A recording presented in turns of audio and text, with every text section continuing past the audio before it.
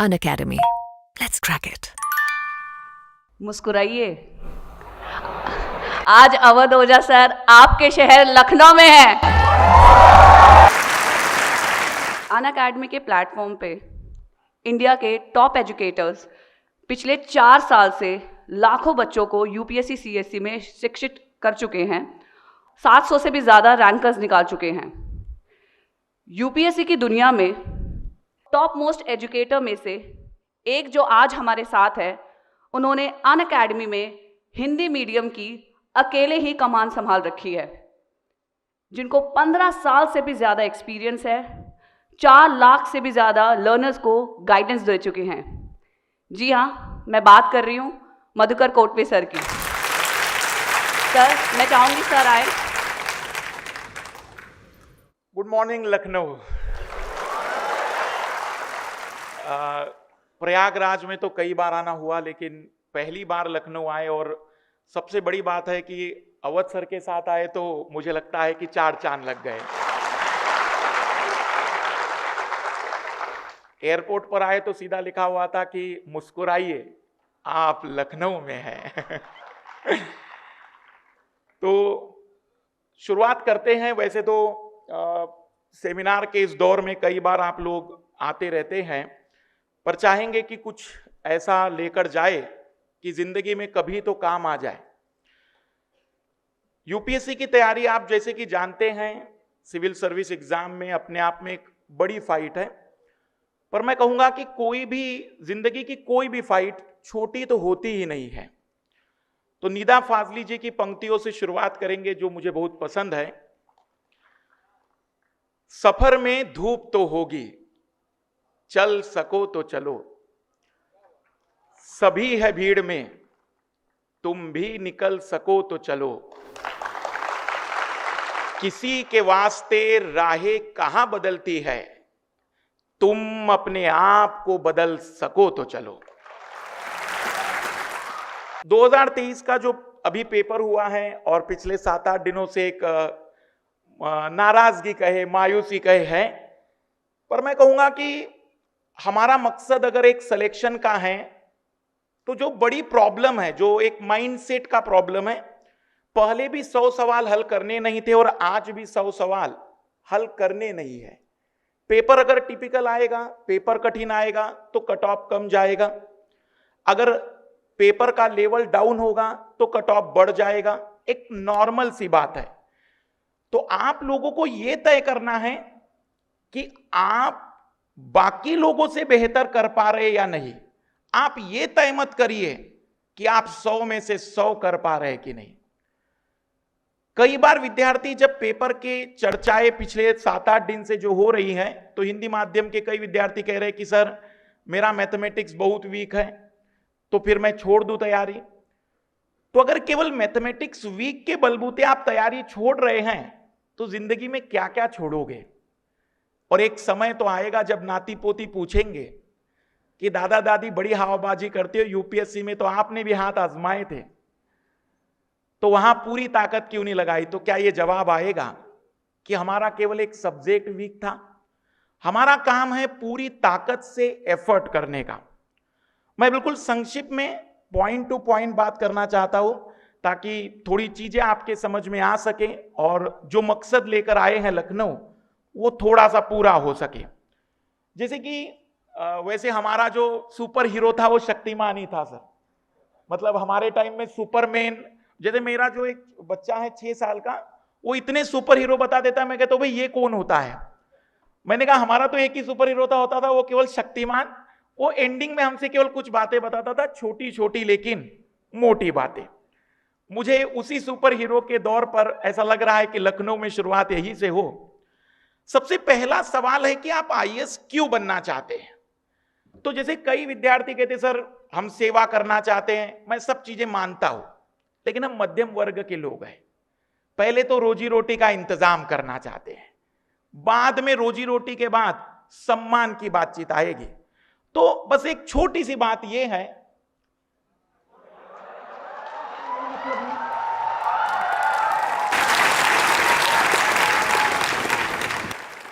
अपने पड़ोसी से बदला लेना, इंतकाम देखेगी जैसी बातें हैं।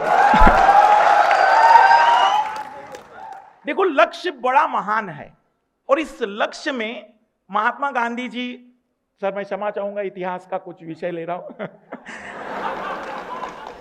तो महात्मा गांधी जी एक बात बड़ी कहते थे कि साधन और साध्य दोनों पवित्र होने चाहिए। कई बार बच्चे कहते सर ये बोल तो देते लेकिन है क्या चीज। तो एक छोटा सा उदाहरण दे रहा हूं मैं ताकि इस पॉइंट को समझा सकूं।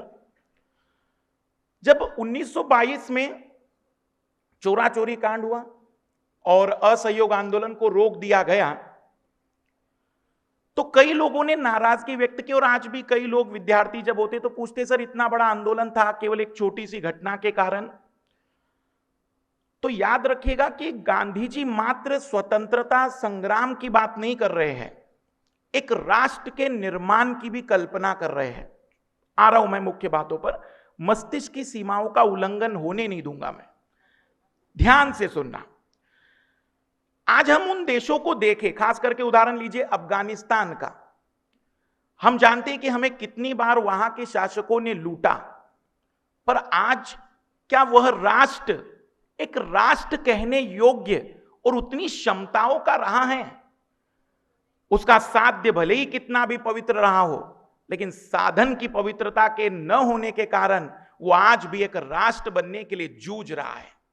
हम खुश है कि 75 वर्षों में हमें ऐसे नेता मिले या इन आजादी के पहले जो महान नेता मिले, उन्होंने हमें केवल आजादी नहीं दी, एक ऐसा राष्ट्र दिया जिसके बलबूते हम सुकून से जी पा रहे हैं। कहने के मतलब इतना सा है कि छोटी छोटी चीजों के लिए मत आईएएस की सोचना कि मुझे अपने पड़ोसी को दिखाना है कि मैं कितना पढ़ा लिखा हूं या पढ़ता हूं, या फिर जैसे होता है कि इंतकाम देखेगी या देखेगा, दोनों चीजें हो सकती हैं। तो पहले तो एक बड़ा टारगेट रखे, भाई मुझे आईएएस बनना है, अपने आप को बेहतर दिखाने के लिए, परिवार के लिए हो सकता है, समाज के लिए हो सकता है, बट किसी को छोटे से नीचा दिखाने के जैसी टारगेट को रखते हुए इतना बड़ा एम मत रखिए। वो तो 2-4 दिन का काम है, आप जब चाहे 2-4 थप्पड़ लगा के वापिस आ जाना, वो काम कभी भी हो सकता है। आईएएस बनने के लिए आपको तय करना पड़ेगा कि आपका आखिर मकसद क्या है। जो दूसरी बड़ी बात होती है, अब कुछ बच्चे कहते हैं यूट्यूब पर वीडियो देखें, तो एक टॉपर कहता है मैं पिछले 1.5 साल से कमरे में बंद था। तो हमने कहा भाई एग्जाम कैसे दिए? घर में ही। तो सीरियस होना है तैयारी में, नो डाउट, लेकिन इतना सीरियस नहीं होना है कि परिणाम कुछ ऐसा निकल कर आ जाए। हमें यूपीएससी में हर उन पहलुओं पर गौर करना है। देखो, जब तक समाज में नहीं रहोगे तो समाज को जान नहीं पाओगे। अब मैं जैसे आईआर पढ़ा रहा हूं तो कई बार मैं बच्चों से कहता हूं तुम घर की राजनीति सीख जाओ, तुम्हें विश्व की राजनीति में कोई अंतर नहीं दिखेगा। जैसे एक छोटी सी बात, भले ही घर में हम परिवार के साथ रहते, लेकिन ऑब्वियसली हर छोटी छोटी बात होती रहती है। जैसे शीत युद्ध की बात करते, अब मान लो परिवार पर भी आपका ध्यान होना चाहिए। माता पिताजी का झगड़ा हुआ, झगड़े के बाद माता जी कह रही कि अब मैं जा रही हूं मायके। माता जी ने पूछ लिया बच्चे से, क्या तुम्हें चलना है मेरे साथ कि यही रहना है? अब बच्चा कश्मकश में है, किस गुट में जाए। माता जी के चला गया तो पिताजी कहेंगे आओ बेटा पैसे के समय मैं याद दिलाऊंगा तुम्हें। पिताजी के गुट में चला गया तो माता जी कहेगी कि ठीक है बेटा तुम्हें तो केवल पैसा ही पसंद है। तो हम कहेंगे हमें दोनों से लगाव है, हम गुट निरपेक्ष की नीति अपनाते हैं ना, हम आपके गुट में जाएंगे ना उनके गुट में जाएंगे। तो सीरियस जरूर होइए, तैयारी में जरूर ध्यान दीजिए, सिलेबस कवर कीजिए, बहुत मेहनत कीजिए, 8-9 घंटे पढ़िए, लेकिन इतने सीरियस नहीं हो जाना है कि समाज और परिवार से छूट जाना है, क्योंकि समाज और परिवार से छूटा हुआ व्यक्ति या तो सन्यासी बनता है या डाकू, और हमें तो दोनों ही नहीं बनना है। तो ज्यादा बेहतर होगा कि चीजें थोड़ा सा इसी वे में ले। तैयारी शुरू करने का एक समय, जैसे कई विद्यार्थियों का सवाल आता है सर ग्रेजुएशन कर रहा हूं, शुरू कर दूं तैयारी। कुछ विद्यार्थी कहते हैं कि सर ग्रेजुएशन के बाद पीजी कर दूं, फर्स्ट ईयर से करूं। तैयारी का सही समय है जब तुम्हें जानकारी मिल जाए और जब तुम्हें अंदर से लगे कि हां अब ये समय मेरा है, ये दौर मेरा है, मेरी ऊर्जाओं को, मेरी शक्तियों को जांचने का यही अनुकूल समय है, तो समझ जाओ कि तैयारी का सही समय यही था। तैयारी के लिए मुहूर्त नहीं देखने हैं, लेकिन तैयारी के लिए अपने अंदर की आकांक्षाओं और एस्पिरेशन को जरूर देखना है। तैयारी शुरू करने का सही समय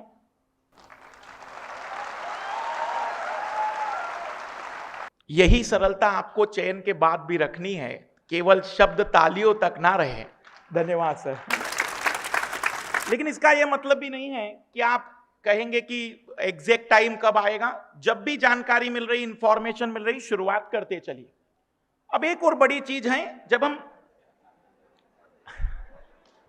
यूपीएससी की तैयारी करते हैं ना, कुछ बच्चे, खास करके हमारे हिंदी माध्यम के विद्यार्थी, बड़े भावुक होते हैं। और रियलिटी बता रहा हूं, मैं आज भी दावा करता हूं कि ब्रिटेन का एक विद्यार्थी लिया जाए और भारत के हिंदी माध्यम का विद्यार्थी लिया जाए, ब्रिटेन का विद्यार्थी जिन परिस्थितियों में रहकर तैयारी कर रहा है, हिंदी माध्यम का विद्यार्थी मात्र 50% मेहनत उससे करके सिलेक्शन दे देगा।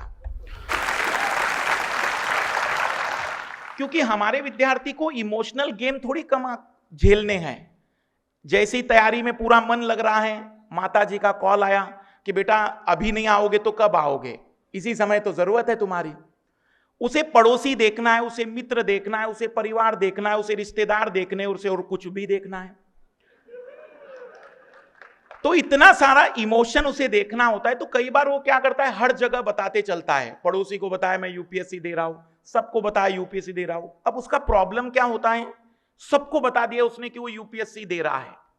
अब उसके मन में डर पैदा हो रहा है कि अगर चयन नहीं हुआ तो इनको जवाब क्या दूंगा। तो ज्यादा बेहतर है आपको तैयारी करनी है और आपके परिवार को संघर्ष, इसलिए केवल 2 लोग जाने कि आप तैयारी कर रहे हैं। जितना कम लोग जानेंगे उतना डर कम, जितना डर कम उतनी संभावना जीत की ज्यादा। इसलिए सबको डिस्क्लोज मत करते चलना कि मैं भी यूपीएससी दे रहा हूं। जैसे आजकल वो कोरोना में कहा गया था विज्ञापन कि कोरोना में कोई लाल लाली थे जिनको पुलिस वालों ने रोका था, तो लाली कह रही थी कि मैंने यूपीएससी मेंस दिया है। तो ऐसे सड़क चौराहे पर सब जगह मत बताना कि मैंने यूपीएससी दिया है, क्योंकि तुम्हारी यूपीएससी देने से दुनिया पर कोई प्रभाव नहीं पड़ता है।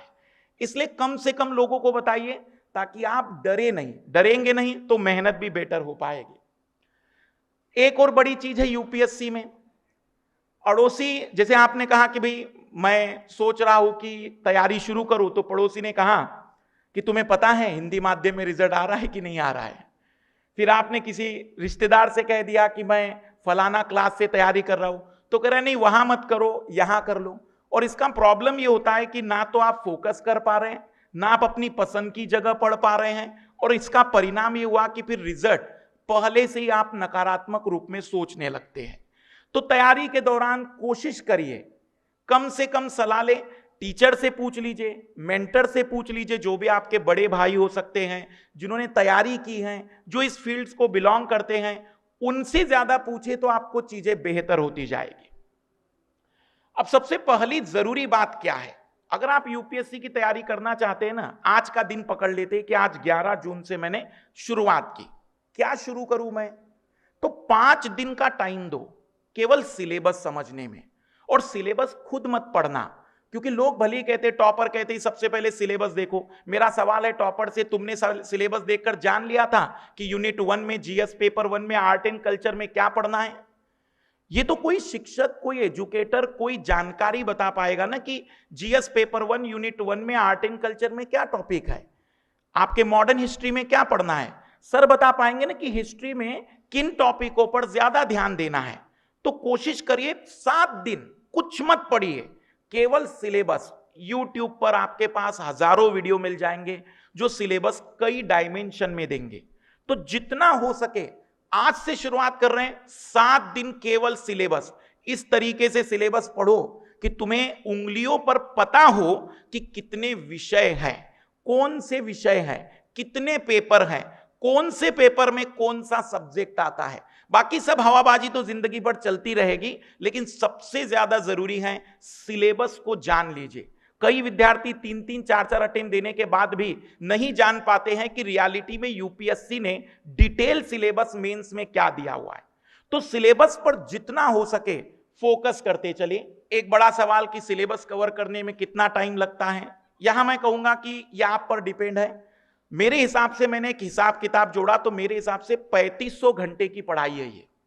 मैं आपको एक दावा कर रहा हूं इस मंच से, 3500 घंटे बैठकर तपस्या कर लो यूपीएससी। मैं कहता हूं वो स्वयं मनुष्य रूप में अवतरित होकर कहेगी मांगो क्या मांगते हो। पर जरूरी है क्या वो 3500 घंटे हम देने को तैयार हैं? अब 3500 घंटे आप 10 घंटे पढ़ते चलिए, 350 दिन में पूरे होंगे। आप 6 घंटे पढ़ते चलिए, उसके अकॉर्डिंग कैलकुलेट कर लीजिए। तो एक टाइम सभी को लगता है, हर व्यक्ति को। अब कोई जॉब के साथ तैयारी कर रहा है तो आप 4 घंटे दे पा रहे हैं, आपको थोड़ा टाइम ज्यादा लग जाएगा, लेकिन तैयारी तो आप भी कर लोगे। इसलिए यह मत सोचिए कि मेरे पास कितना समय है, यह सोचिए कि आप इस 3500 घंटों को कितने टाइम में पूरा कर सकते हैं। फिर एनसीईआरटी वाला एक सवाल आता है कि एनसीईआरटी कितनी जरूरी है। हर व्यक्ति कहता है कि एनसीईआरटी पढ़ो, फिर बाद में कुछ लोग कहते हैं कि नहीं मैंने तो पढ़ी नहीं थी।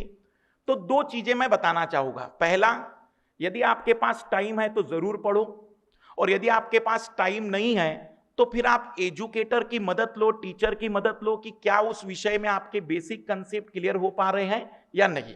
अगर आपको लगता है कि नहीं हो पा रहे हैं तो वापिस अपनी एनसीईआरटी से शुरुआत करो, नई या पुरानी जो मिल जाए वो पढ़ लो। 6वीं से 12वीं तक भाई पहले 11वीं 12वीं पढ़ के देख लो, नहीं समझ में आ रही है तो 6वीं से शुरू कर देना, पढ़ना ही है। इसलिए जहां शुरुआत करना चाहते हो वहां से शुरुआत कर सकते हो। फिर एक बड़ा सवाल है कि ग्रुप स्टडी क्या टॉपर कहते हैं कि करनी चाहिए या नहीं करनी चाहिए। तो when I and my friends do a group study, तो बातचीत कहीं से शुरू होती है। बातचीत शुरू होती है कि हम पॉलिटी में संसद पढ़ने जा रहे हैं, और बाद में पता चलता है कि हम चर्चा कर रहे हैं कि कॉलेज में वो मुझे बहुत पसंद था। तो ये ग्रुप स्टडी नहीं है। ज्यादा बेटर होगा जितना कंसंट्रेट हो सकते हैं। आपको लगता हो कि आपके साथ कोई मित्र है जो बहुत ईमानदार है आपके जैसा, आप पूरी ताकत से वैसी ही तैयारी करिए। सिलेक्शन के लिए कितने अटेम्प्ट चाहिए, अगर आप मुझसे पूछे तो मैं इसी मुद्रा में रहूंगा, क्योंकि हो सकता है पहले अटेम्प्ट में हो जाए और हो सकता है कि 6वें अटेम्प्ट में ना हो। क्योंकि ये सिलेक्शन की ताकत रियलिटी में, भले ही हम कहते हैं कि हमारे इतने विद्यार्थी चयनित हुए, पर एक सच यही है कि चयन की काबिलियत केवल आपकी है। अगर हमारी औकात चयन कराने की होती तो हर साल जितनों को पढ़ा रहे हैं सबकी कहीं ना कहीं जॉब होती। तो काबिलियत केवल आपकी है। इसलिए आपको ताकत रखनी है कि हां मैं कितने टाइम में कर सकता हूं। आप पहला ट्राई करिए कि पूरा ताकत लगाइए, पहले प्रयास में हो जाए, नहीं तो फिर दूसरा प्रयास। मेरे हिसाब से 2 से 3 प्रयास जरूर करिए, क्योंकि कठिन परीक्षा है। पर जिंदगी पूरी न्यौछावर मत कर दीजिए, क्योंकि सबसे गोल्डन टाइम पीरियड है आपकी जिंदगी का। एनर्जेटिक हो, कुछ बेहतर कर सकते हो। 2 से 3 प्रयास अगर ईमानदारी से किए तो जिंदगी में इतना कुछ पढ़ लिया है कि जितने भी पृथ्वी पर रहवासी हैं उनके ज्ञान में आप अग्रणी भूमिका में हो। इसलिए जितना भी 2 से 3 प्रयास है ट्राई करिए। नहीं होता है तो नए रास्ते भी अपनाइए, प्लान बी जैसे लोग बनाते हैं। तैयारी के दौरान प्लान बी मत बनाइए। मेरा मानना है कि प्लान ए पर पूरी ताकत लगाइए। असफलताओं के बाद कई दरवाजे खुलेंगे, देखेंगे क्या कर सकते हैं। नहीं कुछ तो फाइनली मेरे जैसा शिक्षक बन जाना। जब मैं असफल हुआ तो आज शिक्षक के रूप में उपस्थित हो गया। ये भी थोड़ी सी ज्यादा जरूरी बात है कि when you are too deep into your UPSC preparation, कभी कभी तो लगता है कि अपनी लक्ष्मीकांत है। कभी कभी कुछ विद्यार्थियों का पॉलिटी इतना पसंदीदा विषय बन जाता है, उसका कारण यूपी में मुझे लगता है ये विषय यहां की मिट्टी में है। मतलब ये विषय नहीं यहां के लिए, वहां एक चाय पे होने वाली चर्चाएं जैसी बात होती है। तो देखो कुछ लोग पॉलिटी जब पढ़ते हैं तो ये भी किताब वो भी किताब 10 किताबें पढ़ लेते हैं। संतुलित पढ़िए, एक विषय के लिए एक किताब एक टीचर पकड़ लीजिए, प्रॉपर तरीके से नोट्स बनाइए और जितना रिवीजन कर सकते हैं। रियलिटी में यूपीएससी में सिलेक्शन मतलब रिवीजन है, क्योंकि मैंने आपको पढ़ा दिया, सर ने आपको पढ़ा दिया, कितनी बातें आपको याद हैं ये ही इंपॉर्टेंट है। कितना हमने पढ़ाया इससे कोई मतलब नहीं है। इसलिए जितना ज्यादा रिवीजन हो सकता है उतना चीजों पर ध्यान देते चलिए। अब एक बड़ी चीज है स्ट्रैटेजी। तो थोड़ा स्ट्रेटजी का समय मैं चाहूंगा कि अभी तो नहीं है, लेकिन एक छोटी सी बात मैं बताऊंगा कि रणनीतियों का खेल थोड़ा समझिएगा। हर समय सिविल सेवा परीक्षा चर्चा में रहती, खबरों में आता ही है, कभी टॉपर की बात चल रही है, कभी पेपर की बात चल रही है, कभी उसके स्ट्रेटजी पर बात कर रहे हैं। आज पूरे यूट्यूब पर सबसे ज्यादा चर्चित टॉपिकों में यूपीएससी भी है। अगर हम तैयारी की बात करें तो यूपीएससी में पहले नोटिफिकेशन आता है, उस समय एक स्ट्रेटजी आती है। मेरी ही लगभग 40 स्ट्रेटजी है यूट्यूब पर डली हुई। क्या करें, हर 15 दिन में बच्चे दबाव डालते सर एक स्ट्रेटजी, क्योंकि वो कहते मैंने पुरानी नहीं देखी, तो उसके लिए हर 15 दिन में एक स्ट्रेटजी। तो 9 स्टेप है यूपीएससी में चयन की। पहले फॉर्म नोटिफिकेशन आता है, फिर फॉर्म आता है, फिर एडमिट कार्ड आता है, फिर प्रीलिम होता है, फिर रिजल्ट आता है, फिर मेंस एग्जाम, फिर उसका रिजल्ट, फिर इंटरव्यू, फिर उसका रिजल्ट। हर स्टेज में हम स्ट्रेटजी लेकर आते हैं। कोई एक या दो स्ट्रेटजी समझ लीजिए, जान लीजिए कि आपके लिए ज्यादा बेहतर कौन सी है, और उसके अकॉर्डिंग आप अपनी रणनीति को अपनाकर उसी पर लगे रहिए। जब तक पूरी एग्जाम ना हो रणनीतियां बदलिएगा नहीं। जितनी ज्यादा रणनीतियां बदलेंगे उतना ही आपके सिलेक्शन की संभावनाएं कम होगी। कश्मकश वाला व्यक्ति ना आगे निकल पाता है ना पीछे, वो जहां है वही ठहर जाता है। इसलिए निर्णय लीजिए। सेना में एक बड़ा अच्छा कंसेप्ट होता है मिलिट्री में, कि जब भी उन्हें युद्ध का मौका मिलता है और सामने कोई रास्ता क्लियर ना हो तो वे कंफ्यूज नहीं होते वो कि राइट जाना है कि लेफ्ट जाना है। उन्हें पता है राइट जाओ या लेफ्ट जाओ मौत सामने मिलने वाली है। इसलिए आपको भी ये कश्मकश का दौर खत्म करना है। आपको तय कर लेना है कि मुझे जो करना है तैयारी वो मैंने शुरू कर दी है और उसी वे में मैं कंटिन्यूअसली करते चलूंगा। फिर स्ट्रेटजी में टॉपर की स्ट्रेटजी आती है, टॉपर की आंसर शीट आती है, मार्क्स आते हैं, बहुत से हैं। तो फाइनली चेहरा ये हो जाता है कि अच्छा तो ये बात है, और हर बार बेचारे की पुरानी स्ट्रेटजी बदलती जाती है। ज्यादा बेहतर है एक दो रणनीति देख लीजिए, टॉपर की, एजुकेटर्स की, अपनी खुद की रणनीति बनाइए, क्योंकि हर सिलेक्शन लेने वाले विद्यार्थी ने अपनी खुद की रणनीति से ही सिलेक्शन लिया है। कोई बनी बनाई रणनीति होती तो यूपीएससी इतनी कठिन परीक्षा तो नहीं होती।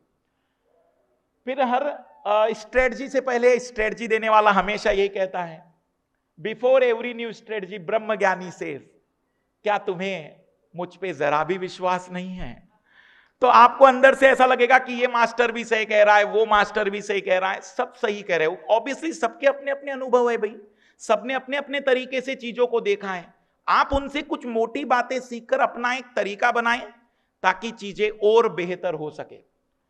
आफ्टर फॉलोइंग शॉर्टकट, कुछ लोग शॉर्टकट करते कि पॉलिटी पढ़ लिया या फिर इकोनॉमिक्स पढ़ लिया, 2-3 विषय पढ़ लिए, कुछ ने पिछले साल के सॉल्व पेपर देख लिए और फिर सिलेक्शन नहीं हुआ तो बाद में कहता है कि अब तो मिलता ही नहीं है, क्वेश्चन जितने भी किए थे वो आए ही नहीं, बाकी सब बाहर से ही आया था। तो पूरा सिलेबस तैयार करिए। मतलब सबसे बेस्ट है कि आप कंप्लीट प्रिपरेशन पर ज्यादा गौर करिए। जैसे आजकल चलता है सफलता के 5 मंत्र, इन 4 बातों को फॉलो कर लिया तो टॉपर बनने से कोई नहीं रोक सकता। अगर आपको वो 4 बातें पता थी बोलने वाले को तो आप क्यों नहीं बन पाए? आप भी सिलेक्शन ले लेते। थोड़ा ऐसी चीजों से बचेंगे कि सफलता के 3 मूल मंत्र 30 मिनट कैसे कवर करे पूरी किताब। मतलब विवेकानंद जी के बाद यही मिले थे जो 30 मिनट में किताब कवर कर सकते थे। टॉपर्स ही फॉलो करते इस रणनीति को, दूसरा कोई नहीं करता, केवल टॉपर्स ही करते। और अगर आपने नहीं किया तो आप टॉपर्स नहीं बनने वाले हैं। अगर इस तरीके से पढ़ लिया तो टॉपर बनने से कोई नहीं रोक सकता। दिमाग को तेज कैसे करे कि सब कुछ याद हो जाए। तो मैं कहूंगा कि उससे ज्यादा बेहतर है कि आप थोड़ा सा योग कर लीजिए, मॉर्निंग वॉक कर लीजिए, पर ऐसे वीडियो से बचकर अपनी तैयारी पर फोकस करिए। जितने सिलेक्शन लेने वाले बच्चे हैं, ये ठीक है कभी कभी पढ़ाई में मन नहीं लग रहा है तो मजे लेने के लिए आपने थोड़ा देख लिया, लेकिन इस पे ज्यादा सीरियस नहीं होना है। अब फाइनली हमें क्या करना चाहिए? तो हमें एक सक्रियवादी दृष्टिकोण, प्रोग्रेसिव थॉट, मतलब हमें सिलेबस पूरा पढ़ना है, अच्छे एजुकेटर्स या अच्छे आपके जो भी गाइडेंस करने वाले हैं, अच्छी किताबों को प्रॉपर ईमानदारी से करना है। अधूरी नहीं, पूरी तैयारी करिए। जितने सिलेबस है, जितना यूपीएससी ने दिया है, कुछ ज्यादा कम जरूर होगा। ऑब्वियसली भाई हम कहेंगे कि जनरल साइंस के सवाल कम आ रहे तो थोड़ा कम पढ़ लो, साइंस टेक्नोलॉजी को ज्यादा पढ़ो, पर करना तो कंप्लीट पूरा ही है। बेनिफिट होंगे इसमें कि भाई आप जितना सिलेबस कवर करोगे, जितना रिवीजन करोगे, प्रैक्टिस करोगे, जितनी प्रीवियस ईयर क्वेश्चन देखते जाओगे, आपके सिलेक्शन की पॉसिबिलिटी बढ़ती जाएगी। अब 2-3 संक्षिप्त में बातें मैं बता देता हूं। जैसे कि हम अनअकैडमी के प्लेटफॉर्म पर आए हैं, अनअकैडमी में 2 बड़ी ऐसी बात है जो मुझे बहुत पसंद है। आप अगर मान लीजिए कि मुखर्जी नगर में अब ऑफलाइन सेंटर पर आते हैं, तो इकलौता प्लेटफॉर्म है जो आपको केवल ऑफलाइन टीचरों की क्लास नहीं दे रहा है, बल्कि ऑफलाइन के साथ साथ सारे ऑनलाइन टीचर्स की क्लास भी मिल जाएगी। उसके लिए आपको कोई अतिरिक्त पेमेंट नहीं देना होगा। दूसरा, अकेला प्लेटफॉर्म है जो हर सब्जेक्ट के लिए मल्टी एजुकेटर्स देता है, ताकि आप अपनी चॉइस के टीचर से पढ़ सके। और सबसे ज्यादा जरूरी है, इस समय जो ट्रेंड है, इस समय जो पैटर्न चल रहा है, उसको समझने की क्षमताएं है। आखिरी में खत्म करने से पहले, सी सेट पर कई लोगों के मन में विचार होगा, तो मैं बस इतना बता दूंगा कि सी सेट जिस तरीके से लेवल बदला है, हम अगर उसी लेवल के अकॉर्डिंग थोड़ा प्रिपेयर करें, सीरियस होकर इस बार काम करें। थोड़ा मैथमेटिक्स कमजोर है तो नंबर सिस्टम तो ही पढ़ ले, नंबर सिस्टम नहीं पढ़ सकते तो 3-4 टॉपिक जरूर कवर करें, ताकि हम खाली होकर ना जाए। पेपर का लेवल दिन प्रतिदिन बढ़ रहा है, हमें उसके अकॉर्डिंग अपने आप को बदलना पड़ेगा। और याद रखिएगा, अगर हम नहीं बदल पाए तो यूपीएससी तो बदल चुका है। आपको तय करना है कि आप सिलेक्शन चाहते हैं या रिजेक्शन के बाद नाराजगी। तो ज्यादा बेहतर होगा आप अपने टारगेट के अकॉर्डिंग आज से ही प्लानिंग की सोचिए, अगर आपको सच में इस फील्ड में आना है। बाकी सभी लोगों ने जिस उत्साह के साथ आप लोग उपस्थित हुए, मैंने सर से पूछा तो जहां से कॉलेज है वहां से बहुत दूर है। मैं चाहूंगा आप सभी लोग एक बार अपने लिए जरूर तालियां बजाएं, क्योंकि इतने दूर आने का मकसद है कि आप बहुत सीरियस हैं। और मुझे बहुत खुशी है कि आज ओझा सर तो साथ में हैं, पर सबसे बड़ी बात है कि आप लोगों की जो एक स्माइली चेहरे मिले, तो संडे का दिन मेरा बहुत बेहतरीन बना।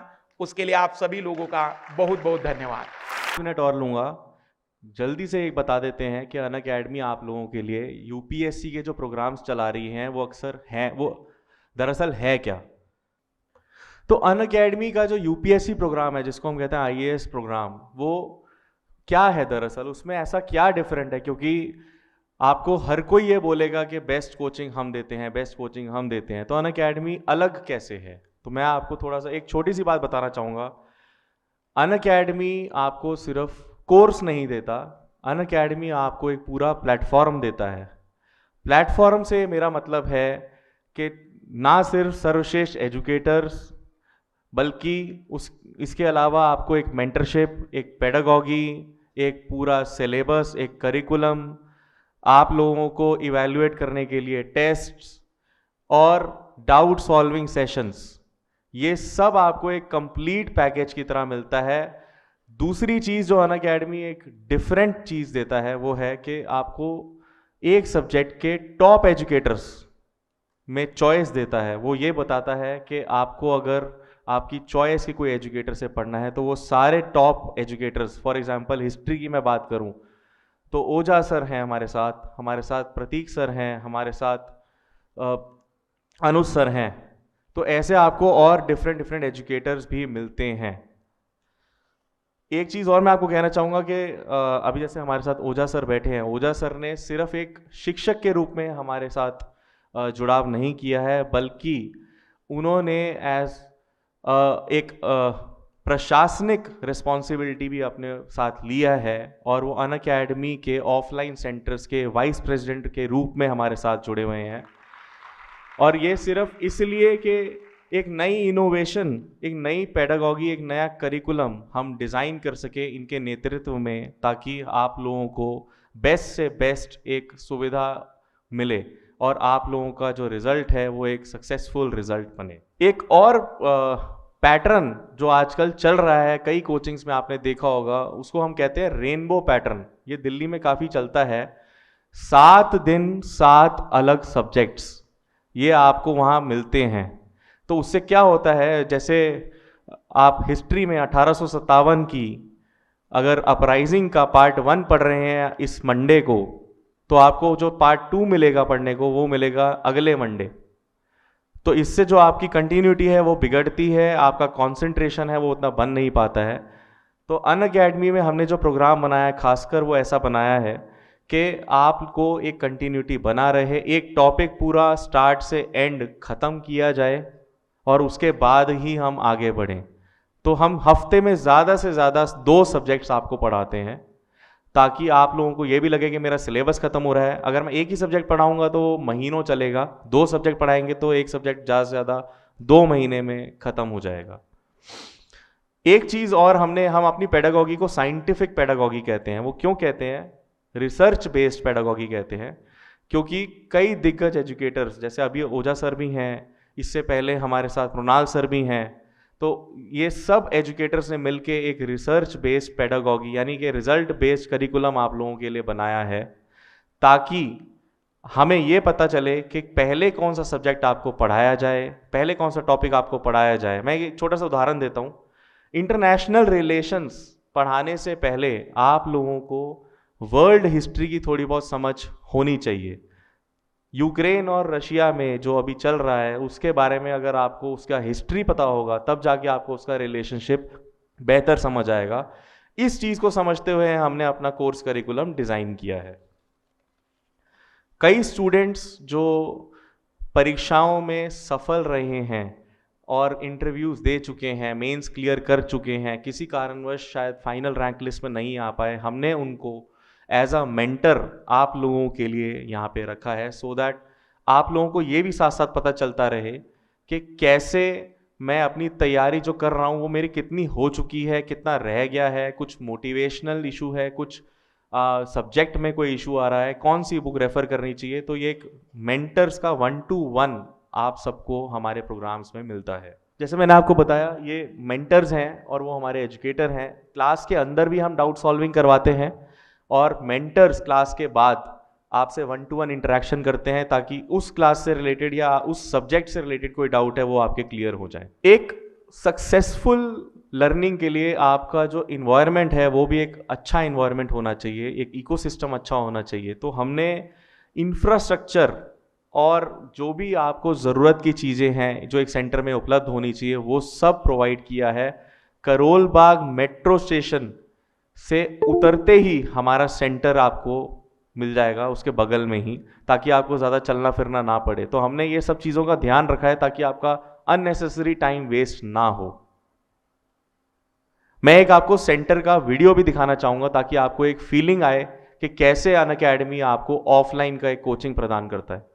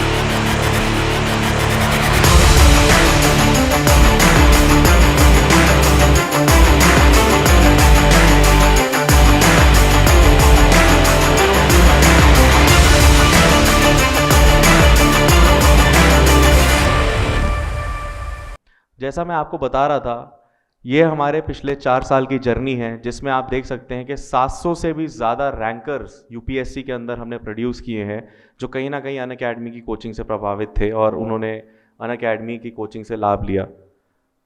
नेक्स्ट, हमारे रैंकर्स की फोटोग्राफ्स आप देख सकते हैं। रैंक 4, 9, 10, टॉप 13 में टॉप 5 रैंक्स हमारी हैं। नेक्स्ट, ये हमारे एजुकेटर्स हैं जो अनअकैडमी के ऑफलाइन सेंटर में आपको जो शिक्षा का प्रदान है वो कर रहे हैं। तो सारे एक से बढ़कर एक सर्वश्रेष्ठ एजुकेटर्स की एक लाइनअप हमने बनाई है, क्योंकि टीम अच्छी हो तो सक्सेस जो है वो ज़रूर आती ही आती है। और ना सिर्फ ये आपको एक बढ़िया कोचिंग देते हैं, बढ़िया शिक्षा देते हैं, बट आपको एक अनुभव भी देते हैं कि कैसे आपको पढ़ना चाहिए, क्या आपको कंसंट्रेट करना चाहिए, कैसे आपको कौन से इंपॉर्टेंट टॉपिक्स को टच करना चाहिए। नेक्स्ट। तो ये मैं आपको जो हमारा प्रोग्राम शुरू होने वाला है 12 जून और 26 जून से, उसके बारे में 2 मिनट लूँगा। देखिए, अनअकैडमी का एक विजन और है, ना सिर्फ एजुकेशन डेमोक्रेटाइजेशन, कोने कोने में बच्चे को एक लर्निंग देना, but also affordable education with top quality educators. तो हमने एजुकेटर्स और करिकुलम और सिलेबस और पेडागॉगी और कोर्स में कोई कसर नहीं छोड़ी है, बट हम ये नहीं चाहते कि बच्चा उसके बदले एक महंगी शिक्षा प्राप्ति करे। तो जब आप बाकी कोचिंग इंस्टीट्यूट्स में भी देखेंगे तो ज़्यादा मतलब कम से कम आपको 2 लाख रुपए तक का 1 साल का कोर्स मिलता है। अनअकैडमी ने शुरुआत में ही आपसे ये किया है कि हमने कोर्स का MRP ही 1.5 लाख रखा है, और जो खासकर इस सेशन में बच्चा जो बैठे हैं वो अगर रजिस्ट्रेशन कराते हैं तो उनको एक एक्स्ट्रा डिस्काउंट यानी कि 1,30,000 रुपये में आपको एक पूरे साल का कोर्स मिलेगा। इस कोर्स को के बारे में एक चीज़ मैं आपको और बता दूं, ना सिर्फ ऑफलाइन में आपको 1-to-1 कोचिंग मिलेगी, जो आपको क्लासरूम कोचिंग जिसको कहते हैं, पर जो अनअकैडमी का एक फेमस ऑनलाइन प्रोग्राम है जिसको हम प्लस प्रोग्राम भी कहते हैं, वो भी आपको इसके साथ पूरा का पूरा मिलेगा उस पूरी ड्यूरेशन तक जब तक आप अनअकैडमी के साथ हैं। तो आपको ऑफलाइन और ऑनलाइन के जो बेस्ट टीचर्स हैं, बेस्ट कोर्स है, बेस्ट करिकुलम है, वो पूरा का पूरा मिलेगा, जो मेरे को नहीं लगता कि कोई और कोचिंग आपको इस टाइम पे देता है। नेक्स्ट। ये हमारे ऑप्शनल के टीचर्स हैं, एक से बढ़कर एक इंडस्ट्री के जाने माने ऑप्शनल एजुकेटर्स का एक हमने लाइनअप किया है, और ये कोर्स हमारा डेट्स यहाँ पे मेंशन है, वहाँ से शुरू हो रही है। ये सब कुछ आपको करोल बाग सेंटर, जिसको अनअकैडमी का ORN सेंटर भी कहते हैं, मेट्रो स्टेशन के बगल में मिलेगा। नेक्स्ट। जैसा मैंने आपको बताया कि पॉपुलर डिमांड से हिंदी माध्यम का भी UPSC का कोर्स हम इस महीने से शुरू कर रहे हैं, जहाँ पे दोबारा हमने एक ऐसा लाइनअप खड़ा किया है जो टॉप एजुकेटर्स के साथ हो।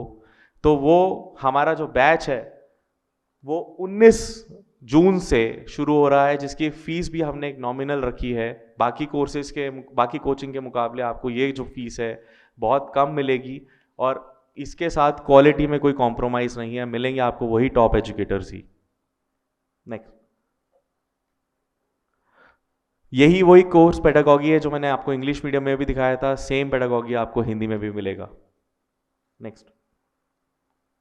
कुछ टीचर्स, पूरा लाइनअप नहीं है, लेकिन कुछ टीचर्स जो हमारे साथ जुड़े हैं हिंदी माध्यम में आपको कोचिंग देने के लिए, उनके नाम यहाँ पे हैं, आप देख सकते हैं। और उसके बाद नेक्स्ट 1 मिनट में लूंगा ऑनलाइन कोचिंग, जो हमारे प्लस की एजुकेशन जिसको हम कहते हैं, उसके बारे में भी आपको बताने के लिए। ये टॉप एजुकेटर्स ऑनलाइन में भी आपको प्लस प्रोग्राम में कोचिंग देते हैं, जिसका फीस एक नॉमिनल फीस है, 40 से 50 हज़ार के बीच में आपको मिल जाता है। और ये टीचर्स आप देख सकते हैं। ये टीचर्स के बारे में भी मैं आपको कुछ कहना चाहूँगा। हमने कई तरह के टीचर्स अपने प्लेटफॉर्म से जोड़े हैं, जिसमें ना ही सिर्फ कोई विषय का एक्सपर्ट हो, बट ऑल्सो ऐसे टीचर्स जिन्होंने अपनी लाइफ में खुद UPSC क्रैक किया है। जैसे राकेश वर्मा सर हैं हमारे साथ, जो एक रिटायर्ड ब्यूरोक्रेट है, रिटायर्ड IAS ऑफिसर हैं, तो वो भी आपको पढ़ाते हैं। सिद्धार्थ अरोड़ा सर भी आपको पढ़ाते हैं, जो एक विषय के एक्सपर्ट हैं। और ऐसे भी कुछ टीचर्स हैं जिन्होंने अपनी लाइफ में कम से कम 10 से 15 साल सिर्फ कोचिंग और स्टूडेंट्स के साथ अपना एक शिक्षण चलाया है। तो आपको हर प्रकार के टीचर्स, एक्सपर्ट टीचर्स मिलेंगे हमारे ऑनलाइन प्रोग्राम में भी। नेक्स्ट। आरंभ बैच शुरू हो रहा है 15 जून से। आप देख सकते हैं ये टीचर का हमारा लाइनअप है। इसमें ओझा सर भी हैं, इसमें मधुकर सर भी हैं, सुदर्शन सर भी हैं, रुणाल सर भी हैं। आपको सारे टॉप एजुकेटर्स के नाम यहाँ मिलेंगे। नेक्स्ट।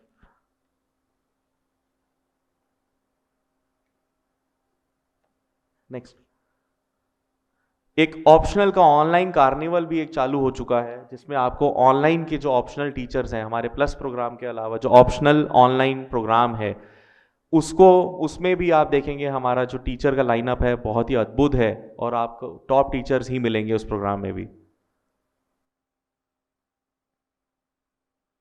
तो जिस तरह से मैंने आपको कहा कि अनअकैडमी आपका इस तरह से ध्यान रखता है कि सिर्फ आपको शिक्षा में एजुकेटर्स के साथ एक टॉप लाइनअप नहीं देता, उसके अलावा आपको एक पूरा प्लेटफॉर्म देता है कि आप time bound educators with choice, course, pedagogy, curriculum, evaluation और मेंटरशिप और डाउट सॉल्विंग, ये चीज़ें भी आपको पूरे प्लेटफॉर्म में मिलती हैं। तो ये एक अलग टाइप का हमने एक प्लेटफॉर्म बनाया है जिसका आप लोग लाभ उठा सकते हैं। तो मैं यहाँ अपनी बात समाप्त करता हूँ।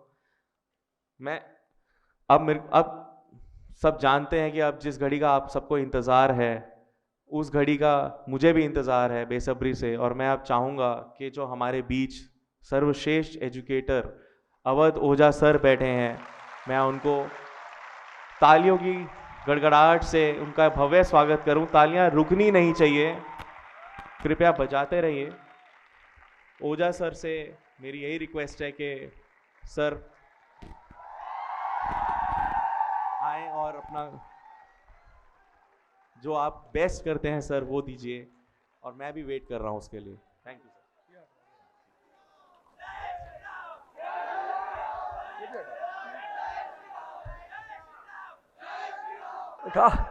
कहा चाहते हो 24 वाला इलेक्शन लखनऊ लड़ जाए?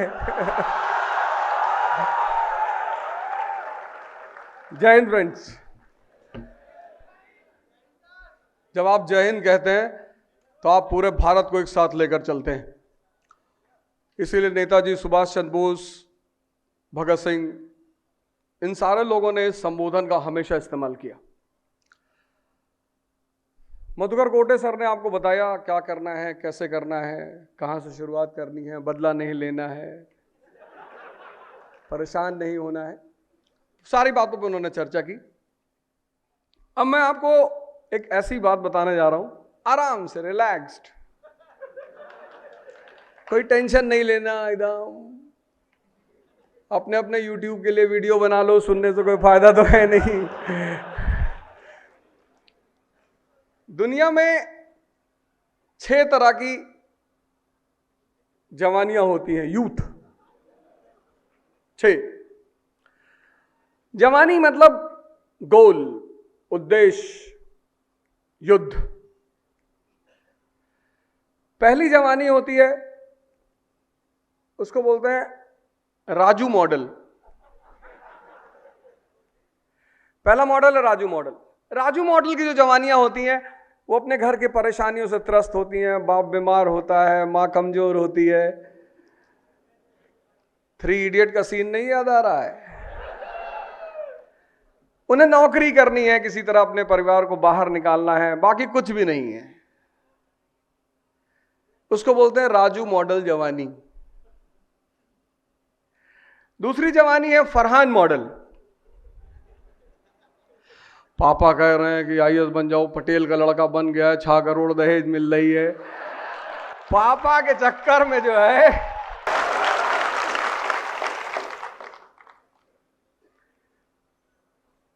इसको बोलते हैं फरहान मॉडल। लेकिन हर फरहान को उसका रक्षक नहीं मिल पाता, बहुत लोग बड़े परेशान होते हैं। तीसरे मॉडल की जो जवानी है वो है चतुर्लिंगम। समझना नहीं है दुबे जी, और चमत्कार को बलात्कार कर देना है। किसी भी कीमत पे लोगों को सताना है, परेशान करना है, गिराना है। एग्जाम टाइम में दूसरों के कमरों में ब्लू किताबें फेंकनी है। ये तीसरी टाइप की जवानी है। चौथी जवानी है बबलू मॉडल। बबलू भैया पहलवान बनना चाहते थे, माफिया बन गए। मिर्जापुर में यह होती है बबलू मॉडल जवानी की। तकदीर कहां से कहां लेके चली गई कि अगली बार मुन्ना भैया हमारे घर आए, वापस ही नहीं गए। गुड्डू भैया बबलू भैया एसएससी में जाना चाहते थे। हाँ, बबलू भैया एसएससी की तैयारी कर रहे हैं। यह चौथी मॉडल है।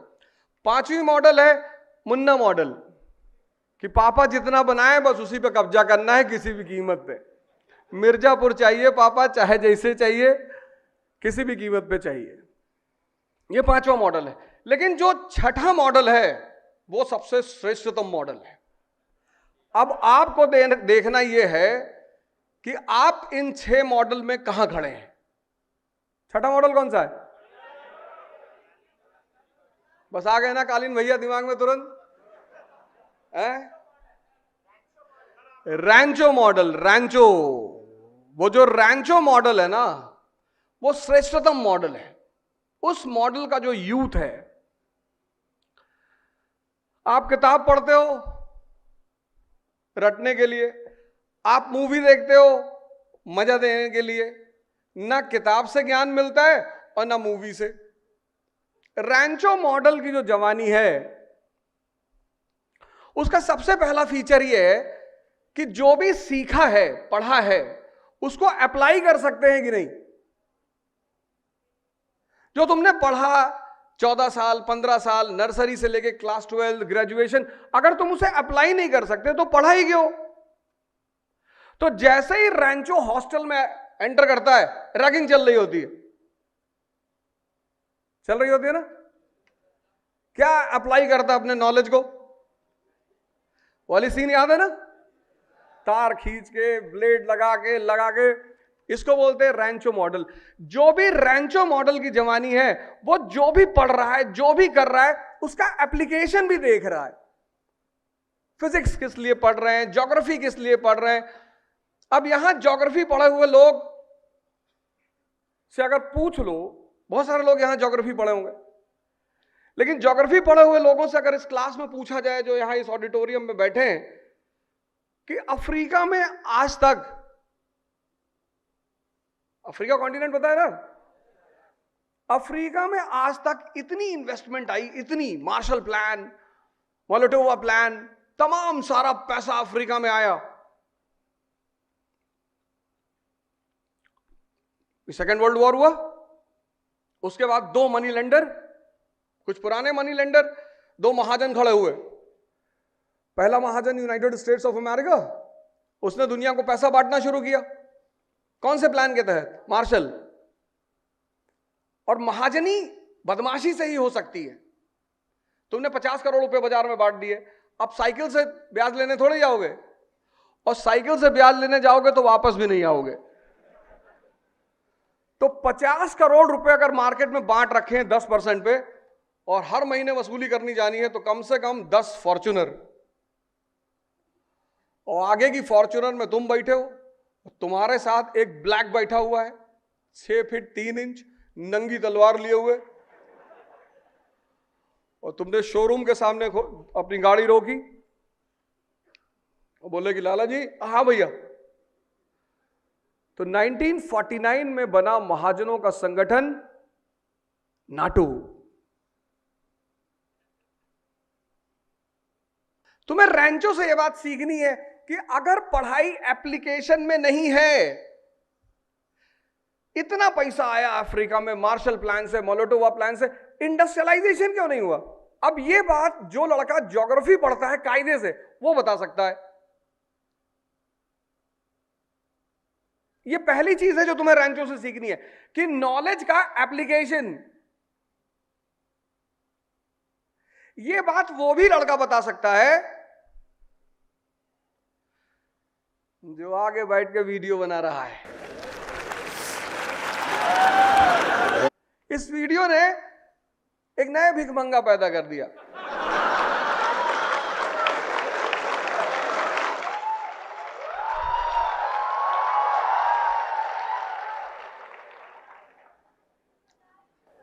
Please like and subscribe. हमारा जो सोशल मीडिया लोग देखते हैं, अभी जस्ट शुरू हुआ, तो उन्होंने हमसे कहा एक बार आप वीडियो पे बोल दीजिए प्लीज लाइक एंड सब्सक्राइब। हमने कहा आरा मशीन में लगाएंगे तुमको। इतनी पढ़ाई की है भीख मांगने के लिए? फिर डॉक्टर अंबेडकर कहते ही है कि शिक्षा शेरनी का दूध है, जो पिएगा अब तुम कब दहाड़ोगे, सवाल ये है, सवाल ये तुम्हारा ऊपर था कि तुम लोग कब दहाड़ोगे। इस देश को अब अगर कोई बचा सकता है तो वैसे तो बचा हुआ है, 2047 तक हम महाशक्ति बन जाएंगे, प्रधानमंत्री कोई भी रहे, बनेंगे वो पक्का बनेंगे, ऐसी कोई दिक्कत की बात नहीं है। देखो जैसे जीवन में उठा पटक आता है ऐसे राष्ट्र में भी आता है, वो सब चलता रहता है, वो कोई बड़ी बात नहीं है। एप्लीकेशन ऑफ नॉलेज तुम रैंचो से सीख नहीं पाए। मैंने कहा ना कि जो लड़का मॉडर्न इंडिया पढ़ा होगा और खासकर फ्रीडम स्ट्रगल, वो भी बता सकता है कि अफ्रीका में औद्योगिकरण क्यों नहीं हुआ। कोई है शूरवीर जय श्री राम वाला जो हाथ उठा के बताए, पहले नारा लगाए फिर बताए। नारा लगाना बड़ी बात नहीं है, नारा लगाकर क्रांति करना बड़ी बात है। नारा तो कोई भी लगा दे, 100 रुपए दे दो लोग नारा लगा देंगे, लेकिन नारा लगाने के बाद जज्बा होना चाहिए क्रांति करने का। माइक दो यार, आज इन लोग की क्लास लें, इतने लोग बैठे हैं, बहुत कौन आगे बैठे इतने सारे लोग, कौन बताएगा कि भाई औद्योगिकरण क्यों नहीं हुआ।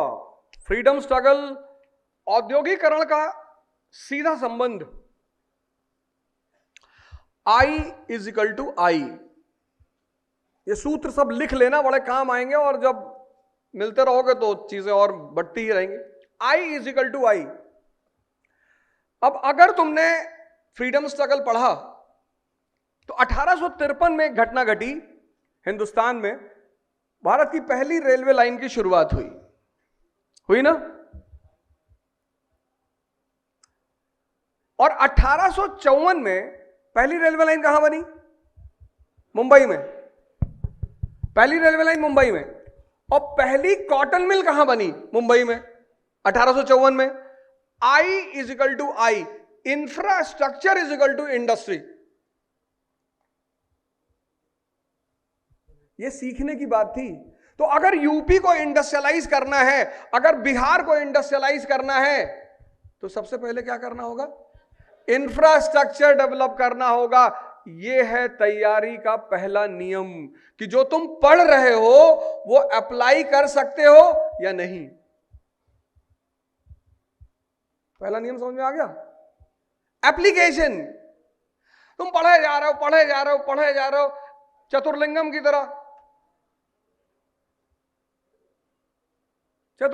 तरह, कि एक दिन हम भी पूरी दुनिया में फैल जाएंगे और बलात्कार पे बलात्कार करेंगे।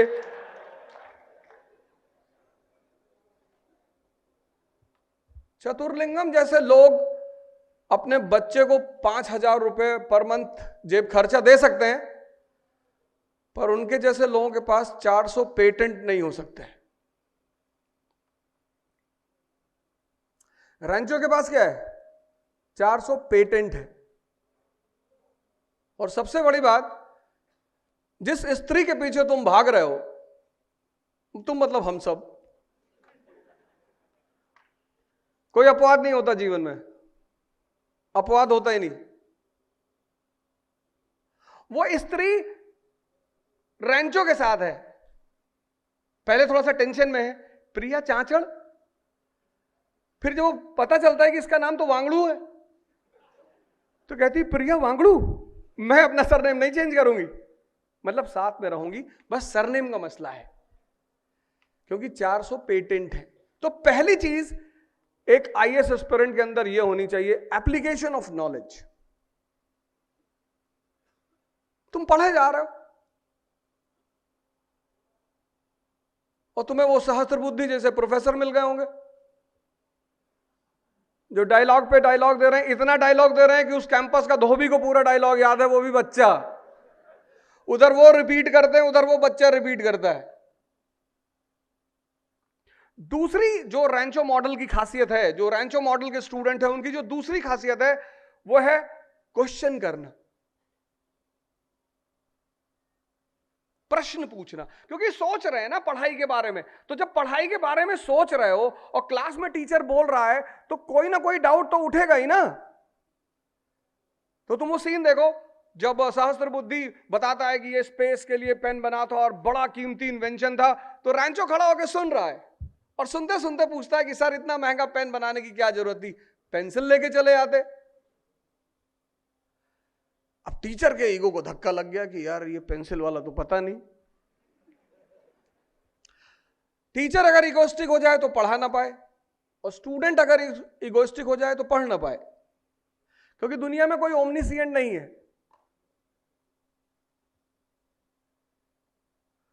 हम कोच हैं, हमको तरीके पता है, हम नहीं लड़ेंगे मैदान में उतर के, लड़ोगे तुम ही, लेकिन हम तुम्हें बता देंगे कि भीष्म पितामह को मारना कैसे है। यही कोच का काम है, वो तुम्हारा काम है। तुम्हारा काम है पढ़ना, तुम्हारा काम है लड़ना, तुमको मोटिवेट रखना, तुमको दिशा देना, वो हमारा काम है। तो दूसरा जो फीचर रैंचो मॉडल स्टूडेंट का है वो है क्वेश्चन करना। मैं 4-4, 500, कभी कभी तो 1000 की क्लास पढ़ाया, पूरे साल किसी ने क्वेश्चन ही नहीं पूछा। आए प्रवचन सुने, खुश हुए, नाचे गाए, वापस। तो पहली बात तुम्हें पता करना है कि रैंचो जो है ना, उसका नैसर्गिक एम है पढ़ना, मजा लेना। यूपीएससी के फील्ड में कौन फेल होते हैं? फरहान मॉडल टाइप लोग। पापा ने भेजा है, पापा कह रहे थे चले आओ, या सरफरोश मूवी देख ली एसीपी राठौर, ऐसे कुछ से प्रभावित। जो तुम्हारा नेचुरल गोल है, नेचुरल, वो तुम्हें सोने ही नहीं देगा, वो तुम्हें बैठने ही नहीं देगा, वो तुम्हें शांति से रहने ही नहीं देगा। तो पहला फीचर क्या है? एप्लीकेशन। दूसरा फीचर क्या है? क्वेश्चनिंग। प्रश्न पूछो। अगर हमें नहीं भी पता होगा तो हम तुमसे माफी मांग लेंगे कि साहब कल बता देंगे। डरने की कोई जरूरत ही नहीं। यूथ को किस बात का डर? अगर जवानी में भी डर लग रहा है तो बेकार है जवानी। 500 लड़के एक तरफ बैठे हैं, कोई सवाल ही नहीं पूछ रहा है। पूछो, खड़े हो जाओ, अपना सवाल करो, इंटरैक्ट करो टीचर से। हो सकता है टीचर तुमसे कहते बहुत सिली सा सवाल है, कोई बात नहीं है, 10वीं बार पूछोगे तो स्टैंडर्ड पूछोगे। हो सकता है टीचर तुमसे यह कह दे कि अभी मैं जवाब नहीं दूंगा, ठीक है, बिल्कुल सही बात है, क्योंकि एक टीचर को 2 से 2.5 घंटे पढ़ाने को मिलते हैं और उस 2.5 घंटे में उसे एक फिक्स्ड सिलेबस पूरा करना होता है, मुझे छोड़ के। बाकी सब पढ़ाने जाते हैं, मैं आज तक कभी पढ़ाने नहीं गया और ना पढ़ाने में मेरी कोई रुचि है। इतने पढ़े लिखे लोगों के देश में अगर मुझे पढ़ाना पड़े, मैं तो भैया यहीं गोंडा बगल में पैदा हुआ हूं। बचपन में आते थे क्लास 10th में, यहाँ पे गंज में एक सिनेमा हॉल था साहू, तो बाबूजी से कहते थे कि बाबूजी सेमिनार हो रहा है पीएमटी का। तो कहते थे अच्छा सेमिनार हो रहा है। अम्मा हमारी तुरंत पकड़ लेती, कोई सेमिनार वेमिनार नहीं हो, कहाँ हो रहा है? वहीं पुलिस लाइन के बगल में सचदेवा वाले करा रहे हैं। लेकिन पिताजी हमारे कहते नहीं नहीं जाओ सेमिनार। अच्छा जाओ सेमिनार करके आओ। फिर आते थे यहीं साहू में मूवी देखते थे चंडाल। हजरतगंज में घूमते थे, विधानसभा को खड़े होकर ऐसे प्यार से देखते थे। आना नहीं है, कब्जा करना है।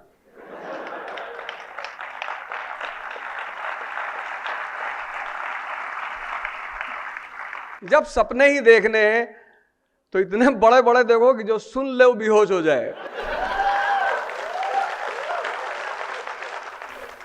तीसरा जो फीचर है रैंचो का, वो और अच्छा फीचर है, वो तुम सबको आत्मसात करना चाहिए। जैसे सर ने कुछ पढ़ाया, कितना प्यार से इन्होंने पढ़ा दिया कोल्ड वॉर, क्या जबरदस्त तरीके से समझा। इसको बोलते हैं एजुकेशन कम क्रिएटिविटी। वो आपको होमवर्क के रूप में करना है। वही तो उसने कहा जब उसने पूछा व्हाट इज मशीन, कहता change sir, up and down up and down. यही तो तीसरा फीचर है, सिंप्लीफिकेशन ऑफ नॉलेज।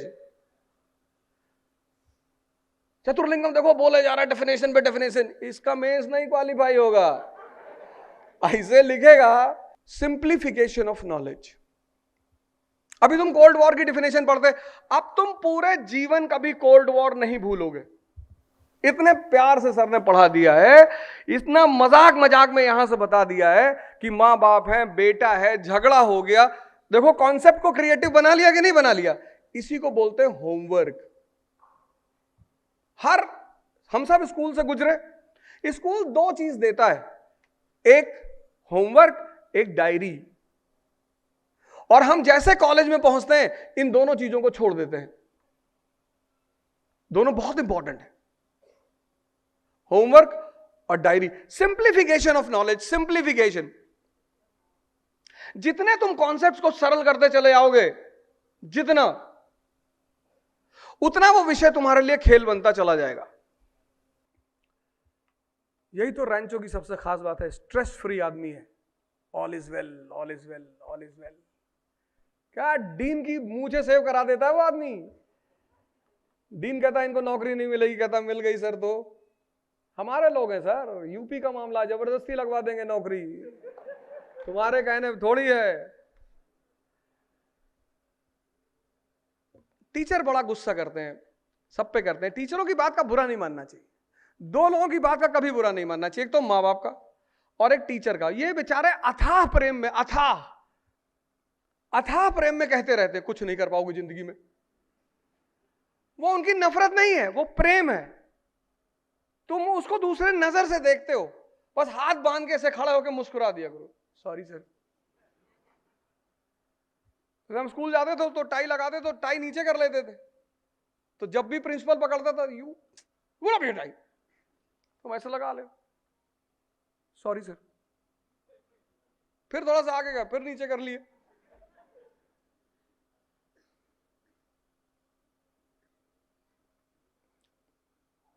माँ बाप का तो बिल्कुल नहीं मानना चाहिए, क्योंकि भगवान ना करे तुम कभी फंसो। लेकिन अगर फंसे तो सिर्फ माँ बाप को छोड़कर कोई जीवन में काम नहीं आएगा, कोई आएगा ही नहीं। व्यक्तिगत अनुभव है मेरा। और जब भी किसी सड़क पर बच्चे को भीख मांगते हुए देखना तो अपने माँ बाप को याद करना, क्योंकि अगर तुमको छोड़ जाते सड़क पे तो तुम भी ऐसे ही भीख मांगते। तुम्हारे उस काल में जब तुम डिसीजन लेने की क्षमता नहीं रखते थे, तब उन्होंने तुमको पाल पोस कर इतना बड़ा किया। कुछ भी बोले, कुछ भी। गाढ़ी लाल शर्ट ले आए पहनने के लिए, तारीफ करो कि बहुत बढ़िया शर्ट है। बिल क्लिंटन पहनता था ऐसी शर्ट। बाद में अगरबत्ती लगा दो, छेद हो जाए, को पहनने के लिए खुद ही मना करे, ज्यादा से ज्यादा 2-4 फाइट मार ही देंगे कि 350 रुपया मीटर थी, तुम अगरबत्ती लगा दी इसमें। तारीफ करना है, पहनने के लिए कौन कह रहा है?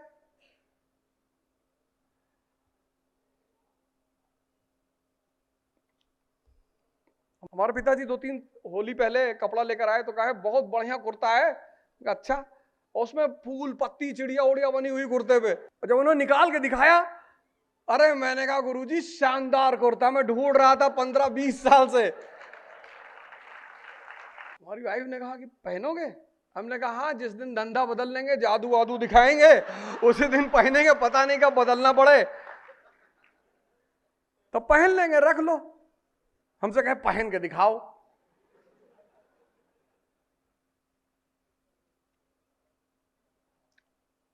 पहने। पिताजी कह रहे हैं भैया जब 100 रुपए मांगा तो 150 रुपए दिए, तो वो एहसान तो कभी भर ही नहीं सकते ना। इसलिए इन लोगों की बात का बुरा मत माना करो। देखो लास्ट में आखिर सहस्त्र बुद्धि पेन देता किसको है? रैंचो को ही देता है। वो उसको पता होता है कि असली काबिल आदमी यही है, लेकिन ईगो। तो पहला काम तुम करो, एप्लीकेशन सीखो। अब आज घर पे जाके पढ़ना तो सिर्फ पढ़ना ही मत, सोचना भी, मनन करना, अपनी कहानी क्रिएट करना। दूसरा, क्वेश्चनिंग करो। तीसरा, सिंप्लीफाई करो। चौथा, सिचुएशन को हैंडल करना सीखो। और पांचवा, अपनी ऑब्जर्वेशन बढ़ाओ। और अगर ये 5 काम तुम कर ले गए तो 400 पेटेंट तो खैर बहुत दूर की बात है, आईएएस तो बन ही जाओगे। जिसके पास 400 पेटेंट है वो बहुत बड़ा दिमाग है। इसको बोलते हैं तैयारी, पढ़ाई नहीं, तैयारी। और तैयारी होती किसकी है? युद्ध की। युद्ध ही तो है। 10 लाख लोग हैं, 10,000 लोग प्रीलिम्स निकालेंगे। युद्ध ही तो है, एग्जामिनेशन ऑफ एलिमिनेशन। तो 6 मॉडल मैंने तुमको बताए। राजू मॉडल, जबरदस्ती, निराशा, परेशान। Farhan model, Guddu model, Munna Tripathi model. लेकिन तुम्हारे लिए कौन सा मॉडल है? रैंचो मॉडल। कुछ सवाल करना चाहते हो? अच्छा यार, उस लड़की को, वो बच्ची वहां बैठी होती, अगली बार से पर्ची निकालेंगे। आप पर्ची कर, हम आज सोचे थे कि मैंने आज सोचा था सिर्फ क्वेश्चन आंसर सेशन करेंगे, कुछ बोलेंगे नहीं, लेकिन फिर मैंने कहा एक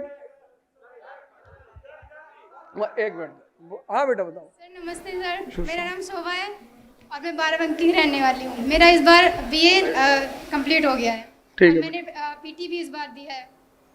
सर मैं क्वेश्चन तो नहीं पूछ रही, बस आपसे 2 शब्द हैं जो आप कहिएगा उस पर। मैं स्टोरी थोड़ी सी सुनाना चाहती हूँ। हाँ सुनाओ। सर मैं खेत जाती हूँ तो वहाँ पे एक अंकल आते थे, उनकी बेटी, उन्होंने अपनी बेटी को इंटर कराया था।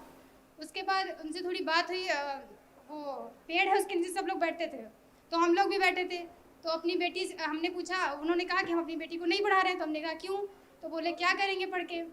तो हमने कहा कि ग्रेजुएशन इंटर हो गया था। मैंने कहा ग्रेजुएशन में कितना पैसा लगता है? ज़्यादा लगता ही नहीं, नॉर्मल ग्रेजुएशन करवा दीजिए और उसके बाद कोई तैयारी करेंगी अपना। तो उसके लिए वो नहीं माने, कहे हाँ आपको बोले आपके पापा के पैसा है, हमारे पास पैसा नहीं है। तो हमने कहा अच्छा। उसके कुछ टाइम बाद मेरी मम्मी भी खेत जाती हैं कभी कभी, तो उन्होंने ही मेरी मम्मी से कहा कि आप अपनी बेटी को इतना बच्चों को मत पढ़ाइए और ज़माना बहुत ख़राब है। उन्होंने मेरी मम्मी से ये कह दिया, तो मेरी मम्मी ने मुझे ये बात बताई। अच्छा, नहीं मैं ठीक है। तो सर 1 मिनट, 5 मिनट, 5 मिनट की 1 मिनट। Sir 2 minute sir. तो सर पहले सुन तो ले यार। हाँ तो सर मैं ये और एक इंसिडेंट है सर 2021। दूसरा इंसिडेंट मत सुनाओ, पहले मेरी बात सुनो। बैठो। जितनी भी लड़कियां यहाँ बैठी हैं, मैं उन सब से एक बात कहना चाहता हूं, सुन लो पहली बात मेरी ध्यान से। इस दुनिया में कोई भी आदमी अगर उसके घर में हीरा पड़ा है तो नहीं फेंकता। क्या फेंकेगा? शीशा फेंक देगा, मिट्टी फेंक देगा, हीरा कभी नहीं फेंकेगा।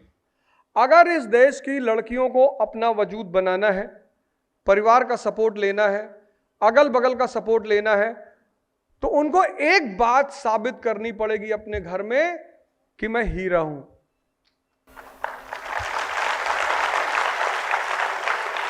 उसकी वजह यह है कि आज भी भारत में पिता के सामने, एक लड़की की पिता के सामने यह चुनौती है कि वो पढ़ चाहे जितना ले, उसका विवाह जरूर करना है। तो जिस दिन इस देश की लड़कियां इस पॉइंट पर उतर आएंगी कि हमारा पिता बाहर कहीं भी बैठे तो वो जवाब दे सके कि हमारी बेटी ये कर रही है, हमारी बेटी ये कर रही है, तो मुझे नहीं लगता कि कोई बाप अपनी बेटी को पढ़ाने से इनकार करे। आज भैया हमारी बात सुन लो पहले। देखो ऐसा है कि जहाज पकड़ने के लिए 2 घंटा पहले जाना पड़ता है और 2 घंटा पहले हमको 3 घंटा जाना पड़ता है। वहां जो एयरपोर्ट पर खड़े हैं लड़के, वो कहेंगे अरे सर, पता लगा सेल्फी ना दो, कहीं हवाई जहाज इधर उधर घुमा दिए, तो अब मजबूरी में कि भैया चलो सेल्फी ले लो। मैं आप सब लोगों को एक मेरी बात सुन लो, मेरी बात सुन। लखनऊ ये कोई अंतिम सेमिनार नहीं है। एक देखो ऐसा सुनो मेरी,